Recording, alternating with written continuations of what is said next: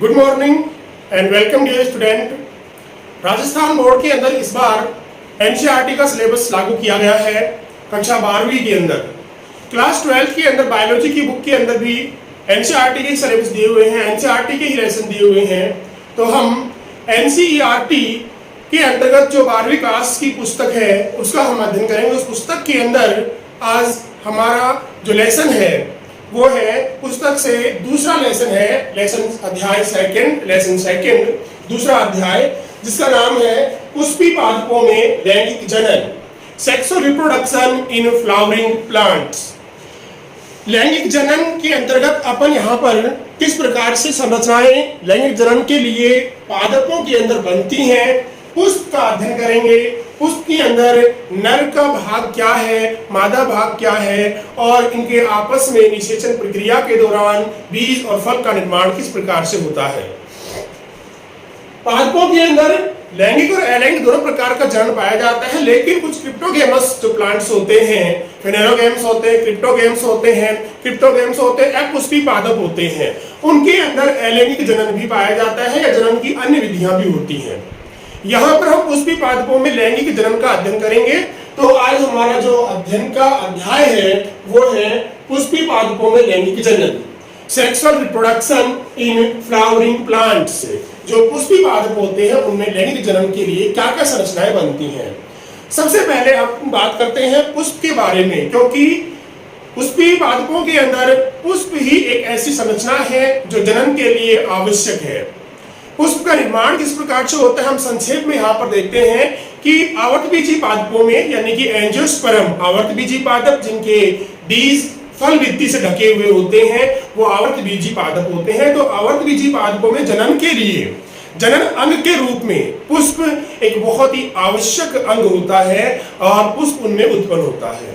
लैंगिक जनन की सभी प्रक्रियाएं, जो भी लैंगिक जनन की प्रक्रियाएं हैं, जैसे कि नरयुग्मकोद्भिद विधि का निर्माण होना, फीमेल गैमेटोफाइट या मेल गैमेटोफाइट, नरयुग्मकोद्भिद मादा युग्मकोद्भिद विधि का निर्माण होना और निषेचन प्रक्रिया होना, फल बीज बनना, ये सभी क्रम फूल पुष्प में ही शुरू होते हैं।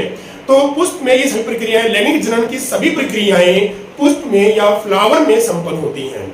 आकारिकी की दृष्टि से अगर हम आकार की दृष्टि देखें तो पुष्प भी एक रूपांतरित प्ररोह है, मॉडिफाइड शूट है। मॉडिफाइड शूट रूपांतरित प्ररोह। प्ररोह क्या होता है? प्ररोह मृदा से ऊपर का भाग होता है पादप का मृदा से ऊपर का भाग जो है प्ररोह कहलाता है, जिसमें कि तना, शाखाएं, पत्तियां ये सभी आती हैं। अब तने के अंदर स्टेम में नोड और इंटरनोड होते हैं, पर्व और पर्व संधि होती हैं। पर्व और पर्व संधियों पर ही पर्ण विकसित होती हैं, शाखाएं विकसित होती हैं। एक पुष्प के अंदर भी बताया गया है कि एक पुष्प के अंदर भी पर्व और पर्व संधियां होती हैं। ये पर्व और पर्व संधियां क्या है? पोरी किसे कहते हैं? देखिए, एक ये तना है, उसके अंदर एक ये पोरी है, एक ये पोरी है, एक ये पोरी है। साधारण भाषा में पोरी कहते हैं, लेकिन इन्हें विज्ञान की भाषा में पर्व कहा जाता है। पर्व या इंटरनोड बोलते हैं,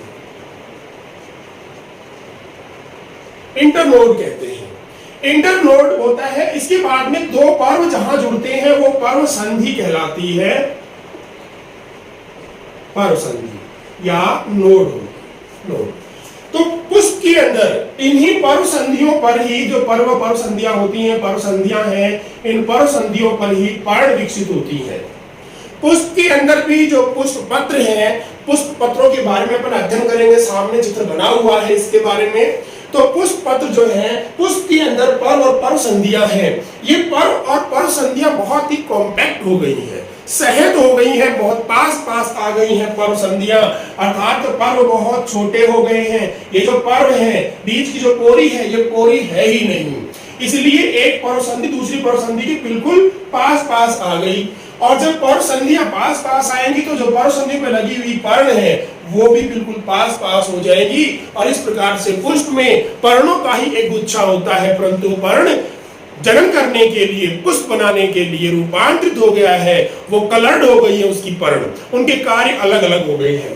तो पुष्प के अंदर पर्व और पर्व संधियां ही होती हैं, परंतु वो पर्व बहुत सहज है, बहुत छोटे हैं, बहुत पास है, इसलिए पर्व संधि बहुत नजदीक आ जाती हैं, जिससे पर्व संधियां पास आने से इन पर्व संधियों पर लगी हुई पर्णें गुच्छे के रूप में दिखाई देती हैं और ये रूपांतरित होकर के कलर्ड होकर के अलग अलग कार्य करने के अनुसार ये बदल जाती हैं और पुष्प का निर्माण होता है। इस पुष्प के अंदर सभी भाग जो होते हैं वो एक प्रकार से पर्ण ही होती हैं। इन पर्णों को पुष्प पर्ण या पुष्प पत्र कहते हैं। पुष्प पर्ण या पुष्प पत्र कहा जाता है। तो पुष्प के अंदर रूपांतरित प्ररोह के रूप में ही पुष्प होता है और यह पुष्प जन्म करने के लिए आवश्यक होता है। पुष्प वृंत के शीर्ष पर, पुष्प वृंत का जो शीर्ष होता है, पुष्प वृंत का शीर्ष, उस शीर्ष पर पर्व संधियां अधिक सहित ज्यादा पास पास आने से पुष्प का निर्माण होता है। पर्व संधियों पर जो पर्व संधियां हैं, पास पास पर्व संधियां हैं, इन पर्व संधियों पर बंध यानी कि स्ट्राइल यानी कि बंध जो जन्म करने में असक्षम है। पुष्प के पुष्पवृंत के ऊपर पर्व संधियों पर बंध यानी स्ट्राइल और उर्वर यानी फर्टाइल और उर्वर, फर्टाइल या उर्वर और बंध और सर्टाइल उपांगों के रूप में पुष्प पत्र व्यवस्थित होते हैं। इसीलिए पुष्प की बीजाणु पर्ण, पुष्प को बीजाणु पर्णधारी प्ररोह भी कहते हैं। बीजाणु पर्णधारी क्योंकि इस पर बीजाणु बनते हैं। पुष्प के अंदर बीजाणु बनते हैं, लघु बीजाणु बनते हैं, गुरु बीजाणु बनते हैं। लघु बीजाणु यानी परागकण, गुरु बीजाणु यानी कि मादा का बीजांड जो है वो बनते हैं। इसीलिए इसे बीजाणु पर्णधारी प्ररोह भी कहते हैं। बीजाणु पर्ण जो भी लघु बीजाणु गुरु बीजाणु बनेंगे वो बीजाणु पर्णों पर बनते हैं, जिनको नाम बदल दिया जाता है बीजांड और परागकण या लघु बीजाणु। तो लघु बीजाणु पर्ण यानी इसीलिए पुष्प को बीजाणु पर्णधारी प्ररोह भी कहते हैं, यानी स्पोरोफिल बियरिंग शूट भी कहते हैं। इसके बाद में समांतर पुष्प में अब हम यहाँ पर पुष्प का अध्ययन कर लेते हैं एक बार संक्षेप में। कक्षा 11 के अंदर भी अध्ययन किया गया था। तो पुष्प के अंदर 4 भाग होते हैं। मुख्य रूप से पुष्प के 4 भाग होते हैं। पुष्प की जो एक VTS ली जाती है या काट ली जाती है, इसके अंदर ये इस प्रकार से काटने के बाद 4 भाग दिखाई देते हैं। पहला भाग होता है बाह्य दलपुंज। बाह्य दलपुंज या कैलिक्स बोलते हैं। बाह्य दलपुंज कैलिक्स। बाह्य दलपुंज पुष्प का सबसे बाहरी चक्र होता है। फूल का सबसे बाहरी चक्र, सबसे आउटर जो साइकिल होती है, आउटर जो सबसे बाहर की ओर चक्र है, ये बाह्य दलपुंज कहलाता है। इसके प्रत्येक सदस्य को बाह्य दल कहते हैं। प्रत्येक सदस्य को एक को बाह्य दल कहेंगे, सभी को मिलाकर के बाह्य दलपुंज कहा जाता है या सेपल भी बोलते हैं इसको इंग्लिश में। बाह्य दल या सेपल इसका एक सदस्य होता है। इसके बाद में पुष्प का दूसरा जो भाग होता है, 4 भागों में बटा होता है, दूसरा भाग होता है दलपुंज।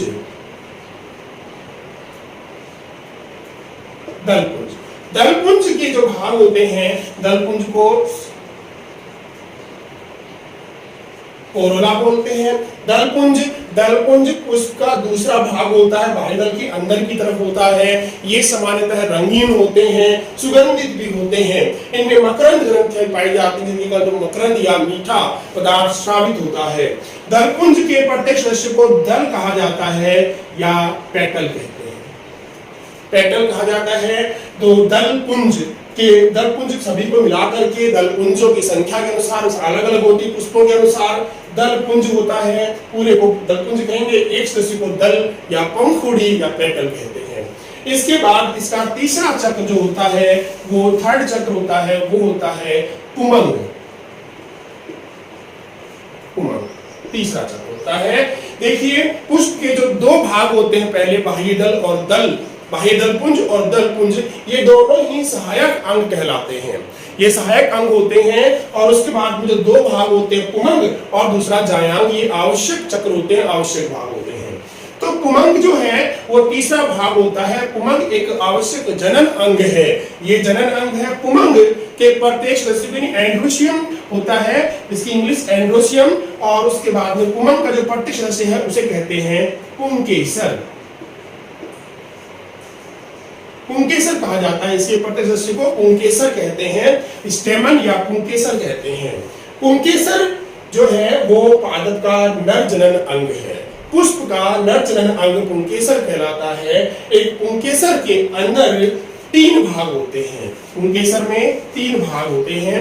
देखिए यहाँ पर ये पुंकेसर बना हुआ है, तीनों भागों के नाम भी दिए हुए हैं। सबसे ऊपर की तरफ पुतंतु के ऊपर, पुंकेसर के पुतंतु पर, तो पुंकेसर के जो तीन भाग होते हैं पहले हम उनके बारे में देखते हैं। पहला भाग पुतंतु है, फिर योजी है, फिर परागकोश है। तो पुतंतु फिलामेंट, फिर कनेक्टिव, फिर एंथर।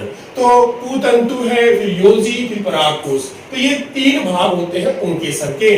पुंकेसर का लंबा पुतंतु है, फिर योजी, फिर परागकोश। तो किस प्रकार जुड़े हुए हैं? पुतंतु जो फिलामेंट होता है, पुंकेसर का लंबा व्रंतनुमा भाग होता है। पुंकेसर का लंबा व्रंतनुमा भाग होता है पुतंतु, जिसके शीर्ष पर परागकोश स्थित होता है। जिसके शीर्ष पर क्या है? परागकोश। देखिए ये पुतंतु है और इसके शीर्ष पर ये परागकोश बने हुए हैं। परागकोश के शीर्ष पर, प्रारूपिक दृष्टि से प्रत्येक परागकोश में अगर हम देखें, प्रत्येक परागकोश में दो पालियां होती हैं। एक पाली ये है, एक पाली ये है, दो पालियां होती है। प्रारूपिक दृष्टि से या प्रारूपिक रूप से देखा जाए तो प्रत्येक परागकोश में दो पालियां होती हैं जो एक दूसरे से आपस में जुड़ी हुई है। किसके द्वारा? कनेक्टिव के द्वारा, योजी के द्वारा। जो आपस में एक दूसरे से योजी या कनेक्टिव के द्वारा जुड़ी हुई होती हैं या संधित रहती हैं। योजी एक बंध उत्तक है। योजी क्या है? एक बंध उत्तक है। फिलामेंट भी बंध है, योजी भी बंध, लेकिन परागकोश फर्टाइल उत्तक है। परागकोश की प्रत्येक पाली के अंदर, अगर परागकोश की बात करें तो परागकोश की प्रत्येक पाली के अंदर दो प्रकोष्ठ, विभेद दो प्रकोष्ठ होते हैं। परागकोश की प्रत्येक पाली में दो प्रकोष्ठ होते हैं। देखिए इस प्रकार से अगर हम इसको नोट करते हैं, ये एक 2 3 और 4,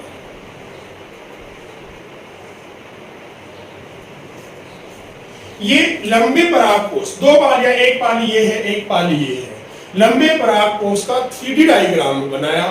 तो 3D डायग्राम बनाने पर हम देखते हैं कि इस 3D चित्र के अंदर दो पालियां, एक पाली इधर की है, एक पाली ये है। इन प्रत्येक पालियों को अंदर से जो पालियां हैं ये प्रकोष्ठों में बटी हुई होती हैं, वेद होती हैं। इन प्रकोष्ठों को परागपुट या परागकोश या परागपुट अथवा लघु बीजाणुधानी कहते हैं। परागकोश की प्रत्येक पाली आपस में पराग प्रकोष्ठों में बटी हुई होती हैं। इन प्रकोष्ठों को परागपुट या यानी पोलन सैक या लघु बीजाणुधानी कहते हैं, माइक्रोस्पोरेंजियम कहते हैं।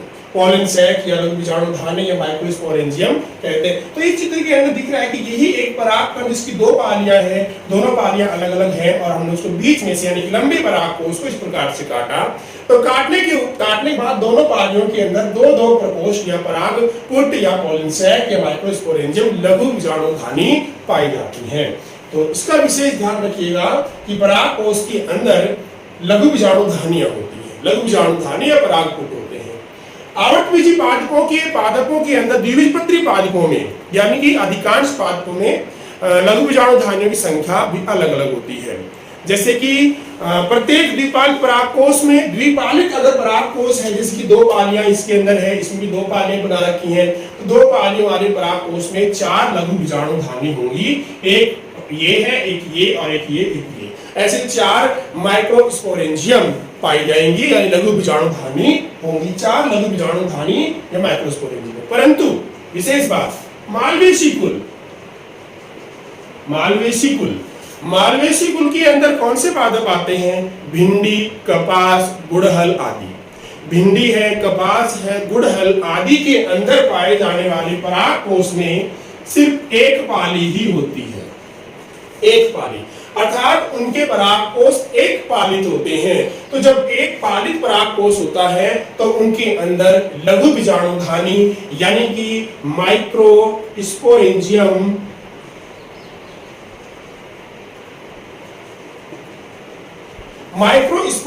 या लघु बीजाणुधानियों की संख्या 2 होगी, उनमें 2 ही होंगे। मालवेसी कुल, विशेष बात है, मालवेसी कुल के अंदर एक पालित परागकोश पाए जाते हैं। एक पालित परागकोश होने के कारण से उनके अंदर 2 लघु बीजाणुधानी या 2 माइक्रोस्पोरेंजियम ही पाई जाती हैं।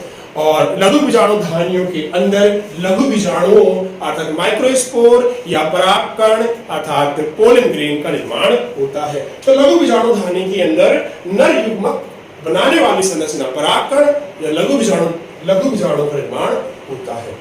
ये था पुष्प का तीसरा भाग, जिसको हमने बहुत संक्षेप में पढ़ा है कि पुष्प का तीसरा भाग पुंगम कहलाता है और उस पुंगम के प्रत्येक सदस्य को पुंकेसर या एंथर कहते हैं। ANTHER एंथर बोला जाता है।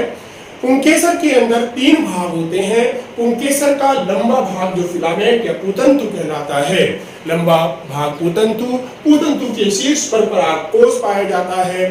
परागकोश के अंदर 1 या 2 पाली हो सकती हैं। द्विपालित परागकोश की प्रत्येक पालियों को प्रकोष्ठ परागपुट या बीजाणुधानी लघु बीजाणुधानी कहा जाता है। पाली के अंदर मिलने वाले जो परागपुट है लघु बीजाणुधानी है।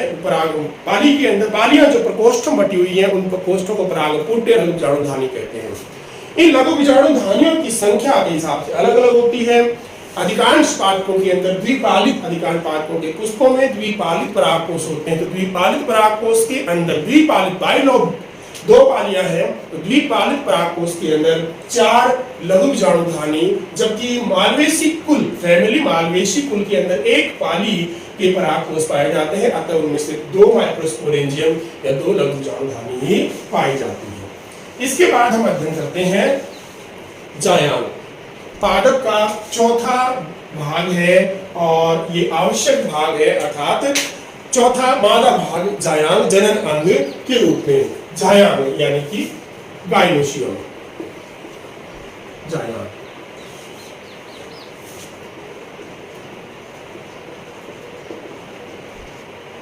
जायांग गाइनोशियम। जायांग पादप का चौथा चक्र होता है, पुष्प का चौथा चक्र होता है, जिसे मादा जनन अंग भी कहा जाता है। इस जायांग के प्रत्येक सदस्य को अंडक कहा जाता है, यानी कार्पल कहते हैं। प्रत्येक सदस्य को क्या कहेंगे? अंडक कहेंगे, यानी कार्पल कहेंगे, अंडक। प्रत्येक सदस्य को अंडक कहते हैं। अंडक जुड़े हुए भी हो सकते हैं, अलग अलग भी हो सकते हैं। अंडक जब जुड़े हुए होंगे तो युक्तांड भी कहलाएगा, जब अलग अलग होंगे तो वियुक्तांड भी कहलाएगा। तो इस प्रकार सिनकार्पस या एपिकार्पस इस प्रकार होते हैं। अंडक प्रत्येक सदस्य को कहा जाता है। जायांग के प्रत्येक सदस्य को अंडक या कार्पल कहते हैं, CARPEL, कार्पल कहा जाता है। अंडक के फिर 3 भाग होते हैं। जिस प्रकार से पुंकेसर के 3 भाग हैं, अंडक के भी 3 भाग होते हैं। अंडक के 3 भाग कौन कौन से हैं? यहाँ पर दिखाई दे रहे हैं आपको। सबसे ऊपर वर्तिकाग्र होती है, फिर वर्तिका होती है और फिर अंडाशय होता है। तो अंडक के 3 भाग, सबसे ऊपर का जो भाग होता है कुछ फैला हुआ होता है या पालियों बटा हुआ होता है, उसे वर्तिकाल या स्टिग्मा कहते हैं। उसके बाद लंबा तंतुनुमा भाग होता है, अंदर से खुला होता है, पाइप समान संरचना है, नलिका समान संरचना होती है, इसे वर्तिका कहते हैं, स्टाइल कहते हैं। और वर्तिका से नीचे का भाग जो फूला हुआ भाग पुष्पासन पर थैलेमस पर टिका होता है, पुष्पासन पुष्प का आसन थैलेमस पर टिका होता है, उसे अंडाशय कहते हैं, फूला हुआ भाग होता है। अंडाशय के अंदर बीजांड होते हैं जिनसे बीज बनते हैं। अंडाशय में बीजांड होते हैं जिनसे बीज बनते हैं। अंडाशय से क्या बन जाता है? फल बन जाता है। निषेचन के बाद या परिपक्व होने के बाद में अंडाशय से फल बनता है, बीजांड से बीज का निर्माण होता है। तो इस प्रकार से ये थे पुष्प के 4 भाग। हमें यहाँ पर अब एक एक करके जनन को पढ़ना है, लैंगिक जनन को पढ़ना है। तो सबसे पहले लैंगिक जनन के लिए नर युग्मक यानी नर युग्मकोद्भिद या नर जननांग का अध्ययन पहले करेंगे और हम परागकोश का अध्ययन लघु बीजाणुधानियों का अध्ययन करेंगे। तो यहाँ पर पुष्प के 4 भाग हैं। सबसे पहले बाह्य दल होते हैं, यह बाह्य दल लिखा हुआ है, बाह्य दल है। उसके बाद दल होते हैं, लाल रंग के दिखा रखे हैं, पंखुड़ियां जो होती हैं दल। बाह्य दल पुंज, प्रत्येक सदस्य को दल कहेंगे, दल पुंज के प्रत्येक सदस्य को दल कहेंगे। इंग्लिश में अगर बात करें बाह्य दल को सेपल और दल को पेटल कहते हैं। इसके बाद में आता है तीसरा भाग पुंगम। पुंगम के प्रत्येक सदस्य को एक सदस्य को पुंकेसर कहते हैं।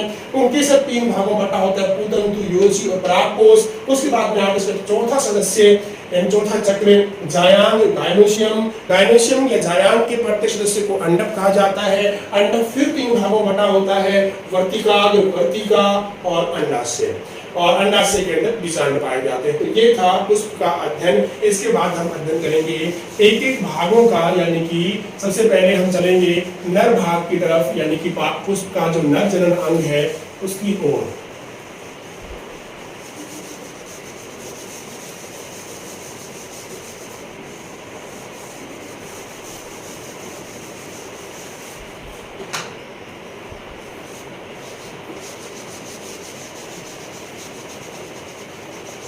पादप का नर जनन अंग के अंतर्गत हम सबसे पहले अध्ययन करेंगे परागकोश की संरचना का।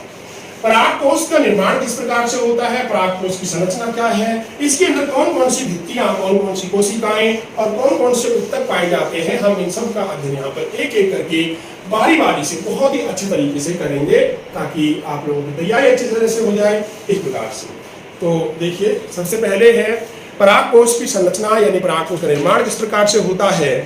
तो परागकोश का निर्माण किस तरह होता है, देखिए जब पुष्प के अंदर कलिका बनती है, जब पुष्प में कलिका बनती है यानी पुष्प आने की स्थिति होती है, कलिका होती है, तो उस समय विकास की प्रारंभिक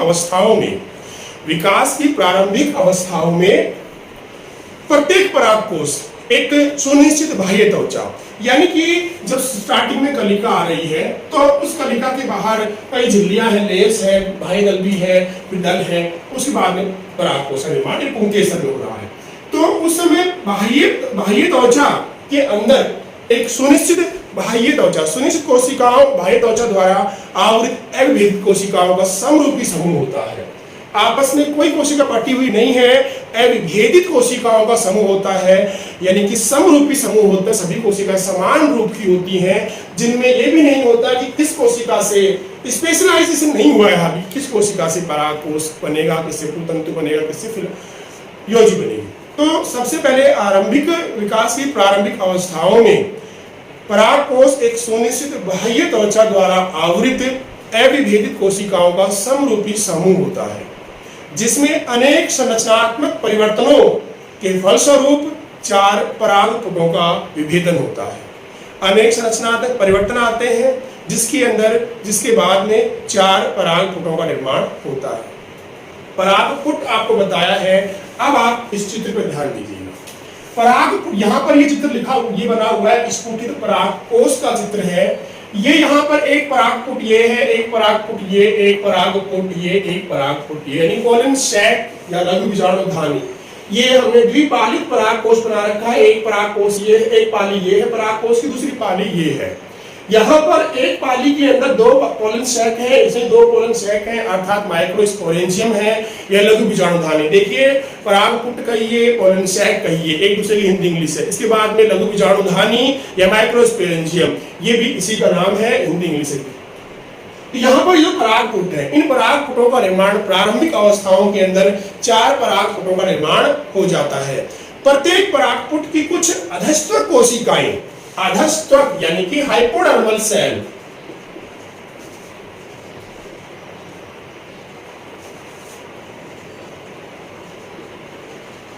हाइपोडर्मल सेल्स, प्रत्येक परागपुट की अधस्त्वक कोशिकाएं, ये लीजिए अधस्त्वक कोशिकाएं, प्रत्येक परागपुट की अधस्त्वक कोशिकाएं अन्य कोशिकाओं से आकार में कुछ बड़ी हो जाती हैं।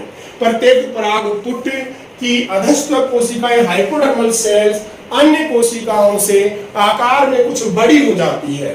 तो परागपुट की कोशिकाएं हैं, पोलन सैक की कोशिकाएं हैं, अधस्त्वक की त्वचा के नीचे की कोशिकाएं हैं, अन्य कोशिकाओं से कुछ आकार में बड़ी हो गई। बड़ी होने वाली इन कोशिकाओं को क्या कहेंगे, प्रपशु कोशिकाएं,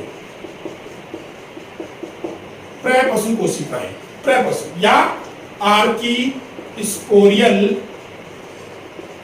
सेल्स, आर्कीस्पोरियल सेल्स, प्रपशु कोशिकाएं या आर्कीस्पोरियल सेल्स कहते हैं। इस अधस्त्वक कोशिकाएं ही आकार में कुछ बड़ी हो जाती हैं और अन्य कोशिकाओं से कुछ अलग हो जाती है, इन्हें प्रपशु कोशिका या आर्कीस्पोरियल सेल्स कहते हैं। परागकोश का परिवर्धन सुबीजाणुधानीय प्रकार का होता है, सुबीजाणुधानी। परागकोश का परिवर्धन सुबीजाणुधानीय अर्थात स्पष्ट रूप से सबसे विकसित प्रकार का होता है, जिसे हम यू स्पोरेंजिएट भी बोलते हैं, यू स्पोरेंजिएट। तो परागकोश का परिवर्धन सुबीजाणुधानीय प्रकार का होता है, यू स्पोरेंजिएट प्रकार का होता है। क्या है ये सुबीजाणुधानी, स्पष्ट समझिएगा। सुबीजाणुधानी इस प्रकार के परिवर्धन में एक से अधिक बीजाणुधानीय प्रारंभिकाएं, बीजाणु इस प्रकार के परिवर्धन में एक से अधिक बीजाणु धानीय प्रारंभिकाएं स्पोरेंजियल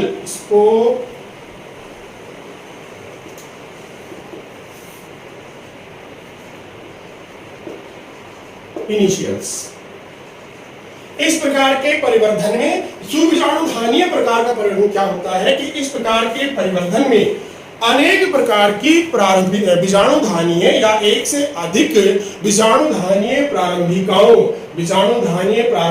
या स्पोरेंजियल इनिशियल्स से बीजाणु धानी या परागपुट का परिवर्धन होता है। अनेक प्रकार की बीजाणु धानीय प्रारंभिकाएं होती हैं, स्पोरेंजियल इनिशियल्स होती हैं, इनके द्वारा परागपुट का परिवर्धन होता है। प्रत्येक प्रपशु कोशिका अब देखिए बहुत सारे प्रपशु कोशिका बनी है। प्रत्येक प्रपशु कोशिका अब परिणत विभाजन होगी, अपने तल के अनुसार विभाजित होगी और विभाजित होकर दो कोशिकाएं बनाएगी। प्रत्येक प्रपशु कोशिका अर्थात आर्किस्पोरियल सेल्स विभाजित होती है और विभाजित होकर के डिवाइड होकर के दो कोशिकाओं का निर्माण करती है। एक कोशिका को कहते हैं प्राथमिक भित्ति कोशिका, प्राथमिक भित्ति कोशिका, primary parietal cell, primary parietal cell. और दूसरी कोशिका होती है वो होती है प्राथमिक बीजाणुजन कोशिका। प्राथमिक बीजाणुजन कोशिका दूसरी होती है प्राथमिक बीजाणुजन कोशिका। प्राथमिक बीजाणुजन कोशिका primary sporogenous cell, primary sporogenous cell. दो कोशिकाओं का निर्माण हुआ, ध्यान दीजिएगा। सबसे पहले अपन फिर से शुरू करते हैं, एक बार हर चीज को आप यहीं पर कंफर्म करते चलिए कि परागपुट की अधस्थ कोशिका, जो अधस्थ कोशिका है, उन कोशिकाओं के अंदर कोई कोशिका अपने आकार में वृद्धि कर लेती है, अन्य कोशिकाओं से कुछ भिन्न हो जाती है। इस भिन्न हुई कोशिका को प्रपशु या आर्किस्पोरियल सेल कहते हैं। आर्किस्पोरियल सेल्स अब परिणत विभाजन होती है, तल के अनुसार विभाजित हो जाती है और दो कोशिका बनाती है। एक होती है प्राथमिक भित्ति कोशिका प्राइमरी पैराइटल सेल और दूसरी होती है प्राथमिक बीजाणुजन कोशिका या प्राइमरी स्पोरोजीनस सेल। अब यहाँ पर ये दोनों कोशिकाएं अलग अलग रूप से विभाजित होंगी। प्राथमिक भित्ति कोशिका क्या करती है? प्राथमिक भित्ति कोशिका परागकोश की भित्तियों का निर्माण करती है। परागकोश की भित्तियों का निर्माण, परागकोश की भित्तियों को दर्शाने वाला चित्र नीचे वाला बना हुआ है, जिसमें बाह्य त्वचा, अंतःस्थितिय, मध्यपद और टैपिटम, ये चार परतें होती हैं। इन परतों का निर्माण करती है प्राथमिक भित्ति कोशिका विभाजित होकर। जबकि प्राथमिक बीजाणुजन कोशिका पर ध्यान दीजिएगा, प्राथमिक बीजाणुजन कोशिका सीधे क्या बना लेती है? लघु बीजाणु मात्र कोशिका, लघु बीजाणु मात्र कोशिका का निर्माण करती है। लघु बीजाणु मात्र कोशिका बनाती है और या सीधे लघु बीजाणु मात्र कोशिका बनाएगी। या फिर क्या होता है कि प्राथमिक बीजाणुजन कोशिका पहले बीजाणु जन कोशिका बनाएगी। प्राथमिक बीजाणुजन कोशिका पहले बीजाणु जन कोशिकाएं बनेंगी, अर्थात स्पोरोजीनस सेल्स बनेगी पहले, और फिर बीजाणुजन कोशिकाएं वापस फिर क्या बनाएंगी? लघु बीजाणु मात्र कोशिका या microspore mother cell. Microspore mother cell, microspore mother cells बनाएंगी। इन्हें हम एक और नाम से बोलते हैं पराग मात्र कोशिका। पराग मात्र कोशिका तब ये क्या कहलाएगी? पोलन मदर सेल्स, यानी कि पीएमसी। तो इस प्रकार से प्राथमिक बीजाणुजन कोशिका या तो सीधे ही विभाजित होकर के लघु बीजाणु मात्र कोशिका की तरह कार्य करेगी, अथवा लघु बीजाणु मात्र कोशिका ना बन करके पहले बीजाणु जन कोशिकाएं बनाएंगी और बीजाणु जन कोशिकाएं फिर बाद में लघु बीजाणु मात्र कोशिका का निर्माण ही करेंगी या माइक्रोस्पोर मदर सेल। लघु बीजाणु मात्र कोशिका, माइक्रोस्पोर मदर सेल, या दूसरा नाम पराग मात्र कोशिका बोलते हैं, तो पोलर मदर सेल का निर्माण करती हैं। अब यहाँ पर इस प्रकार से प्रत्येक पराग कोश परिवर्तन के फलस्वरूप दो स्पष्ट भागों में विभाजित हो जाता है। कि प्रत्येक पराग कोश जब विभाजन की अवस्था रहती है, कोशिकाएं आपस में बढ़ती रहती हैं, तो दो स्पष्ट रूपों में बट जाता है, जिसमें एक होता है पराग कोश की भित्ति और दूसरा होता है बीजाणुजन उत्तक। बीजाणुजन उत्तक और एक है पराग कोश की भित्ति। तो हम यहाँ पर पहले पराग कोश की भित्ति का अध्ययन करेंगे, फिर बीजाणुजन उत्तक का। तो देखिए, पराग कोश की जो विभाजन होता है प्रपशु कोशिका में, दो प्रकार की कोशिका होती है, प्राथमिक भित्ति कोशिका, प्राथमिक बीजाणुजन कोशिका। और उनमें विभाजन होने के बाद में दो मुख्य रूप से स्पष्ट भाग बन जाते हैं। पहला होता है पराग कोश भित्ति, पराग कोश भित्ति, और दूसरा होता है बीजाणुजन उत्तक, बीजाणुजन उत्तक, स्पोरोजिनस टिश्यू और एंथर वॉल। पराग कोश की भित्ति, एंथर वॉल और दूसरा भाग बनता है बीजाणुजन उत्तक। अब हम चलते हैं पराग कोश की भित्ति की ओर। पराग कोश की भित्तियों का निर्माण प्राथमिक भित्ति कोशिका यानी प्राइमरी पैराइटल सेल के द्वारा होता है।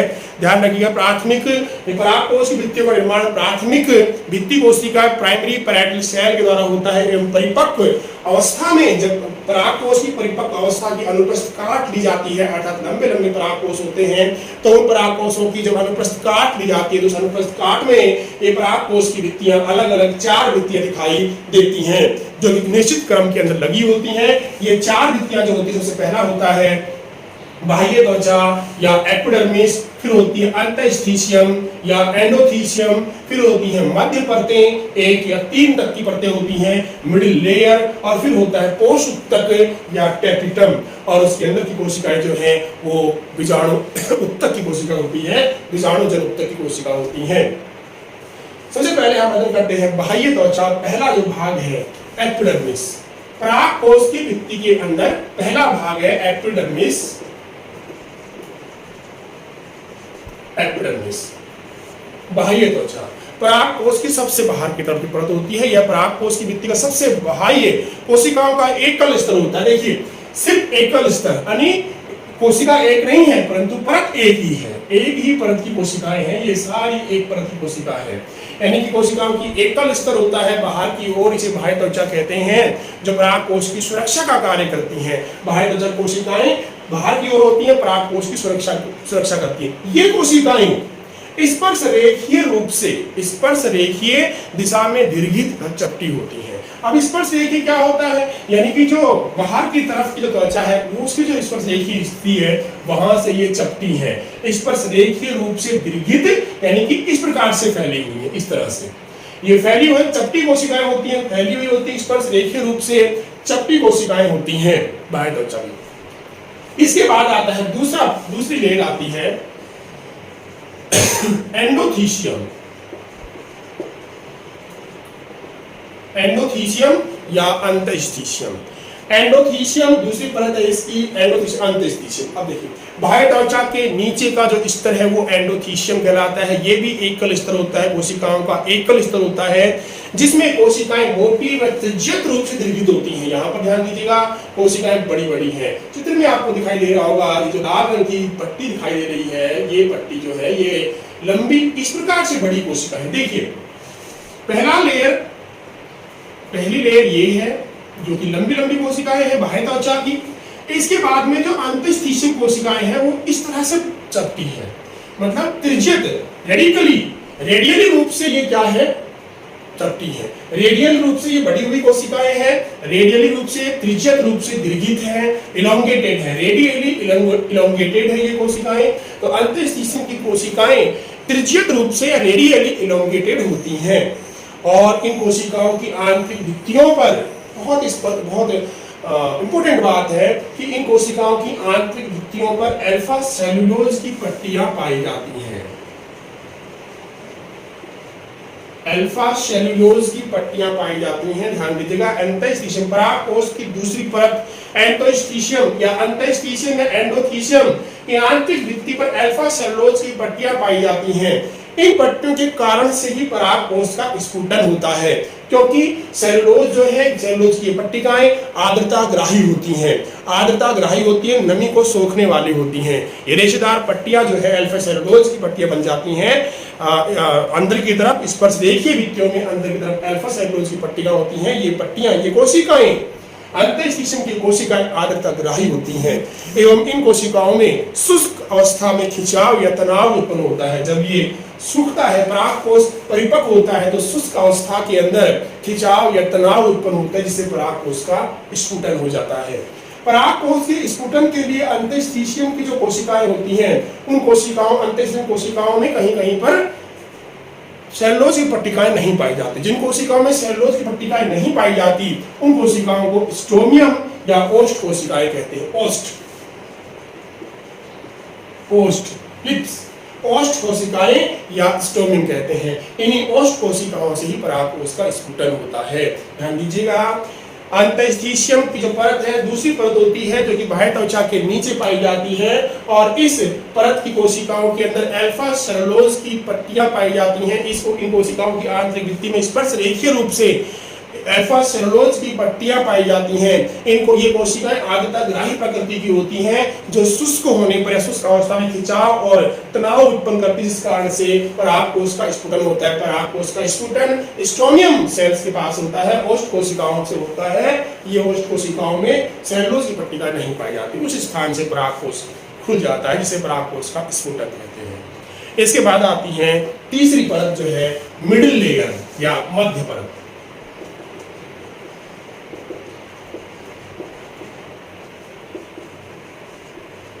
लेयर्स, मिडिल लेयर्स, मध्य परत। यहां पर देखिए मध्य परत है। मध्य परत तीसरी परत है, 1, 2 और तीसरी परत। यहाँ पर जो थर्ड और फोर्थ लेयर जो बनी हुई है कोशिकाओं की, वो मध्य परत की है।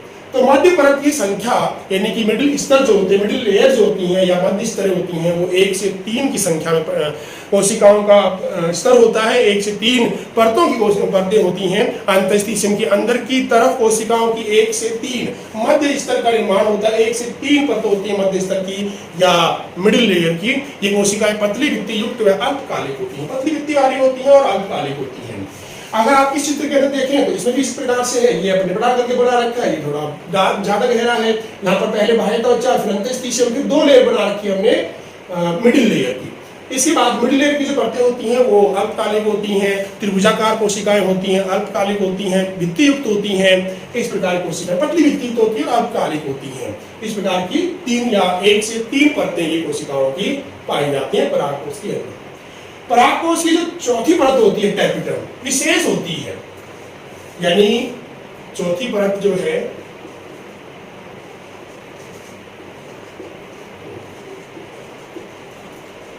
टेपिटम, चौथी परत टेपिटम या पोषुत्तक बोल देते हैं।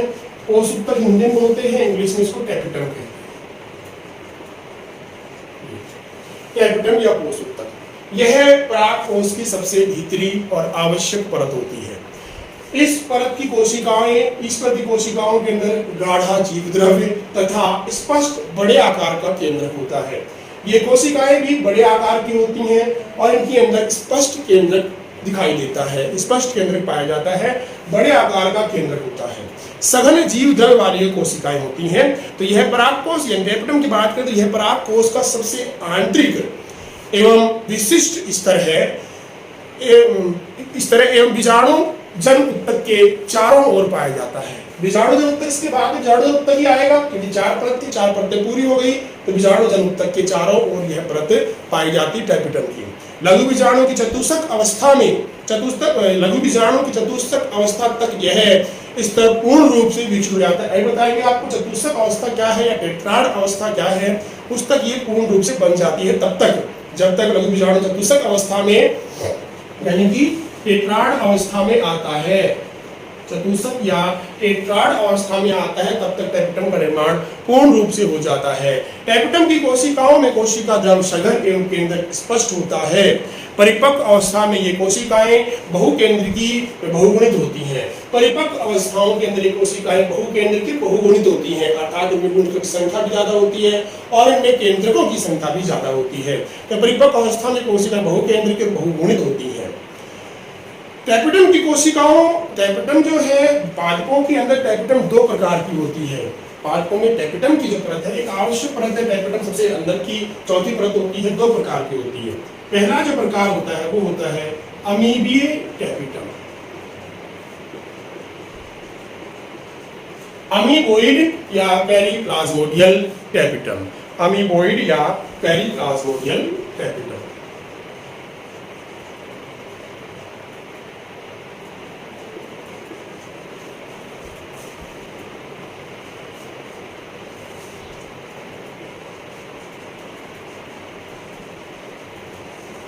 दूसरा इसका नाम है पेरीप्लाज्मोडियल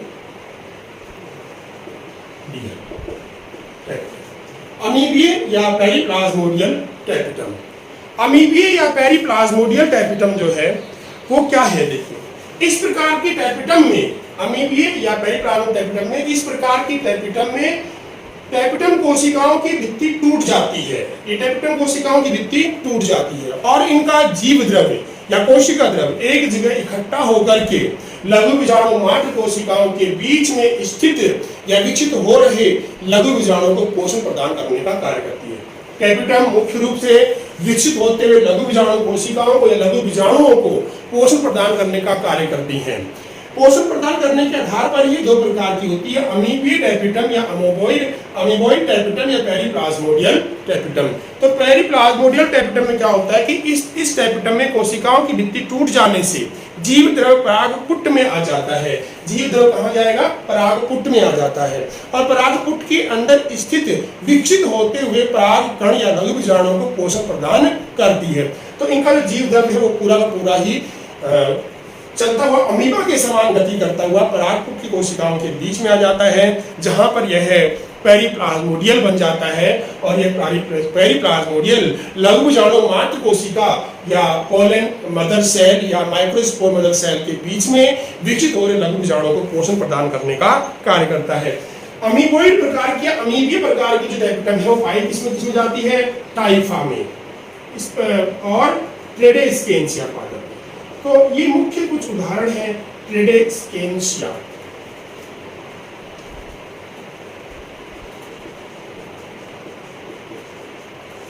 ट्रेडेस्केंसिया और टाइफा नामक पादप में अमीबोइड टेपिटम पाई जाती है। तो टेपिटम अमीबोइड क्या है कि इस प्रकार के टेपिटम में टेपिटम कोशिकाओं कोशिका टूट जाती है, जिस कारण से इनका कोशिका द्रव या जीव द्रव परागपुट के बीच में आ जाता है और पेरीप्लाज्मोडियल बन जाता है। यह जीव द्रव विकसित होते हुए लघु बीजाणु मात्र कोशिकाओं के बीच में स्थित विकसित होते हुए परागकण या लघु बीजाणुओं को पोषण प्रदान करने का कार्य करती है। दूसरे प्रकार की टेपिटम जो होती है, सेकंड प्रकार की टेपिटम वो होती है, सेकंड टेपिटम वो है स्रावी या ग्रंथिल टेपिटम या पोषक बोलते हैं। स्रावी या ग्रंथिल टेपिटम जिसको ग्लैंडुलर भी बोलते हैं जी,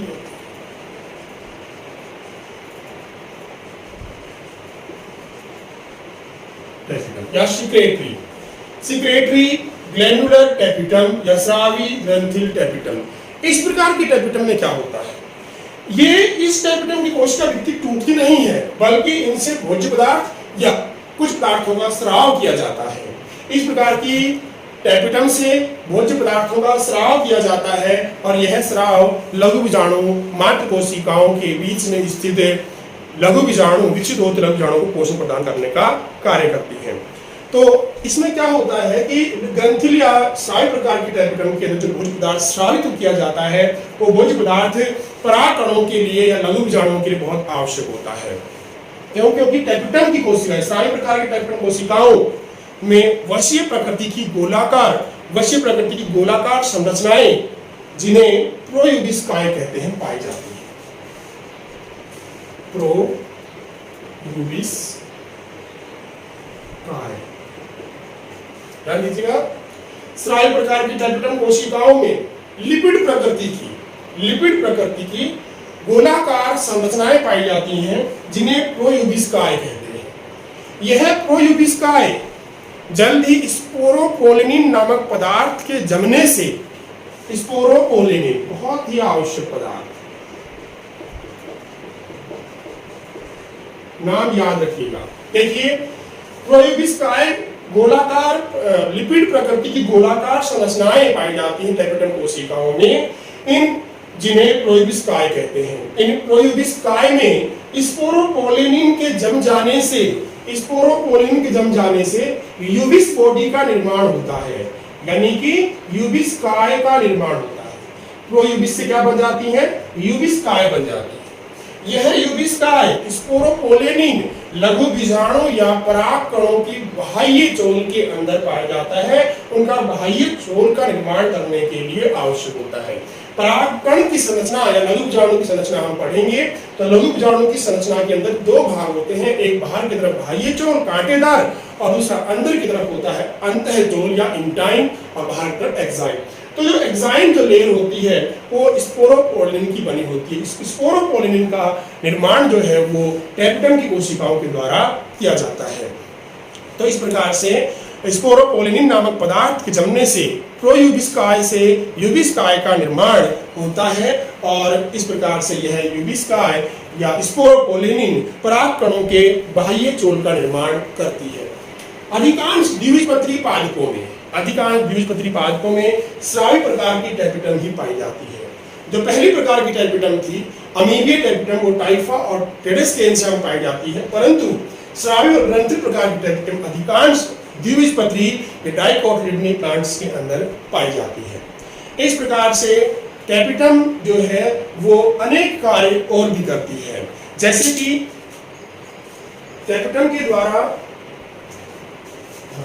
अनेक कार्य करती है टेट्राटम। सबसे पहला तो कार्य टेट्राटम का होता है कि टेट्राटम बीजाणुजन कोशिकाओं को पोषण प्रदान करती है, यानी कि लघु बीजाणु मात्र कोशिकाओं और बीजाणुजन कोशिकाएं, लघु बीजाणु, माइक्रोस्पोर, इन सभी को पोषण प्रदान करने का कार्य करती हैं।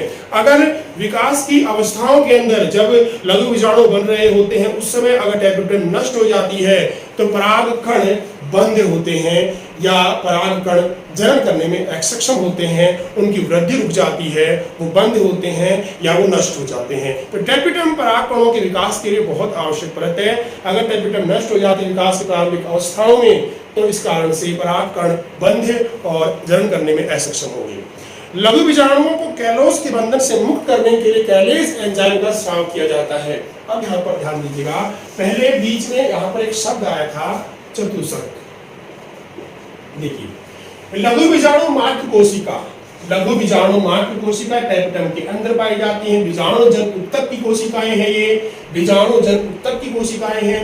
बीजाणुजन उत्तक कोशिका बाद में लघु बीजाणु मात्र कोशिका कार्य करता है, उनसे लघु मात्र कोशिका या माइक्रोस्पोर मदर सेल्स बनती हैं। ये माइक्रोस्पोर मदर सेल्स द्विगुणित होती हैं, अर्थात 2L होती हैं। इन द्विगुणित कोशिकाओं में मियोसिस होता है, अर्धसूत्री विभाजन होता है।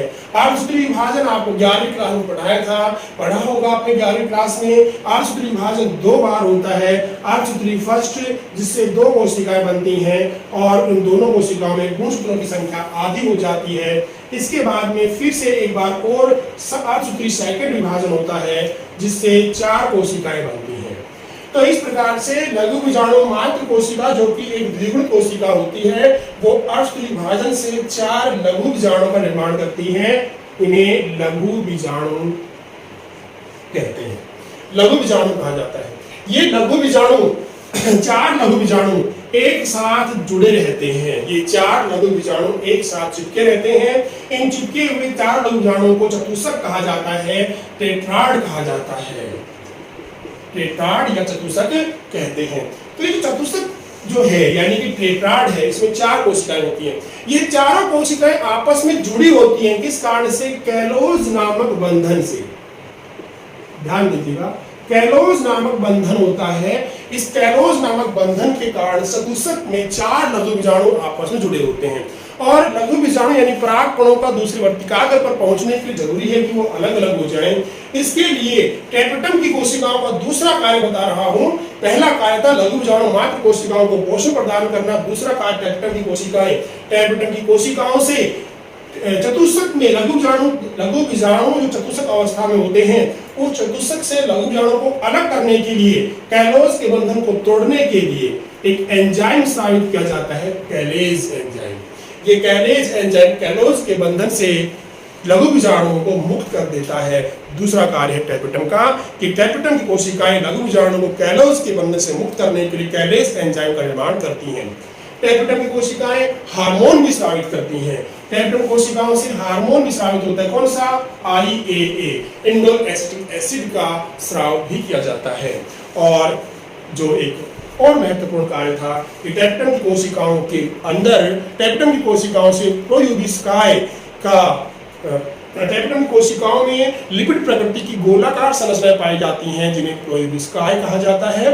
प्रोयूबिस्काई के बाद में स्पोरोपोलिन के जमाव के कारण से यूबिस्काई बन जाती है जो कि बाह्य चोल का निर्माण करने के लिए आवश्यक होता है। तो इस प्रकार से टेट्राटम कोशिकाओं के मुख्य रूप से 4 कार्य हैं। लघु बीजाणु कोशिकाओं को पोषण प्रदान करना, चतुष्क या टेट्राड को कैलोज बंधन से मुक्त करने के लिए कैलेज एंजाइम का स्राव करना, हार्मोन का स्राव करना IAA का, और स्पोरोपोलिन का निर्माण करना जिससे कि बाह्य चोल यानी पराग कण के बाह्य चोल का निर्माण हो जाए।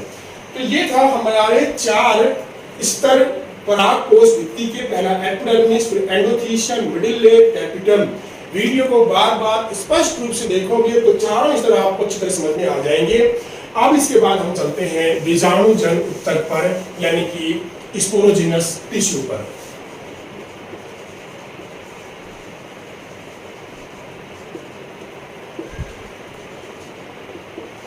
स्पोरोजिनस टिश्यू, बीजाणु जन ऊतक। टेपिटम यानी कि पराग कोश की भित्तियों से घिरा हुआ, पराग कोश की भित्तियों से घिरा हुआ अंदर का जो भाग है वो बीजाणु जन ऊतक कहलाता है। ये बीजाणु जन ऊतक की जो कोशिकाएं हैं उन्हें बीजाणु जन कोशिकाएं कहते हैं जो कि पराग कोश की भित्ति से आवृत होती है। ये कोशिकाएं लघु बीजाणु मात्र कोशिकाओं का निर्माण करती हैं। ये कोशिकाएं लघु बीजाणु मात्र कोशिकाओं का निर्माण करती हैं। इन लघु बीजाणु मात्र कोशिकाओं में अर्धसूत्री विभाजन से मियोसिस जो डिवीजन है, मियोसिस अर्धसूत्री विभाजन से 4 लघु बीजाणु का निर्माण होता है। तो बीजाणु जन ऊतक जो है वो पराग कोश की भित्तियों से घिरा हुआ सबसे अंदर की कोशिकाएं होती हैं। ये कोशिकाएं द्विगुणित होती हैं। इन कोशिकाओं से आगे चल करके लघु बीजाणु मात्र कोशिकाओं का निर्माण होता है। प्रत्येक लघु बीजाणु मात्र कोशिका अर्धसूत्री विभाजन करके 4 लघु बीजाणु पराग कण, लघु बीजाणु या पराग कणों का निर्माण करती है। तो लघु बीजाणु मात्र कोशिकाओं से लघु बीजाणु बनने की प्रक्रिया को लघु बीजाणु जनन या माइक्रोस्पोरोजिनेसिस कहते हैं।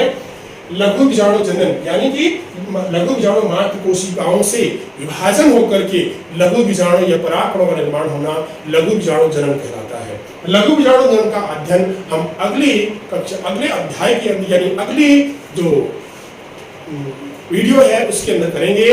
अगली क्लास के अंदर हम लघु बीजाणु मात्र कोशिका से लघु बीजाणु बनने की प्रक्रिया का अध्ययन करें जिसे लघु बीजाणु जनन कहा जाता है। आपको इस वीडियो में किसी भी चीज की दिक्कत आए तो आप मेरे को कमेंट करके मेरे व्हाट्सएप नंबर पर कमेंट करके आप बता सकते हैं, क्योंकि जब वीडियो आपको व्हाट्सएप पे दी जाएगी तो व्हाट्सएप के ऊपर आपके पास नंबर भी जाएंगे। तो आप उस नंबर पर आपको कोई भी डाउट होता है, किसी भी चीज की समस्या आती है तो आप उस चीज को व्हाट्सएप पर लिख करके छोड़ दीजिए। मैं उसका अगली वीडियो के अंदर जरूर उसका समाधान करके आपको दूंगा। जो भी कुछ समझ में नहीं आता मैंने हर चीज को बार बार रिपीट किया है, कई बार दोहराया है ताकि आपके अच्छे से समझ में आ जाए। फिर भी कुछ चीज डाउट रह जाता है तो उसका आप व्हाट्सएप पे कमेंट कर दीजिएगा, व्हाट्सएप पे लिख के छोड़ दीजिएगा। मैं अगली कक्षा के अंदर उसे स्पष्ट कर दूंगा।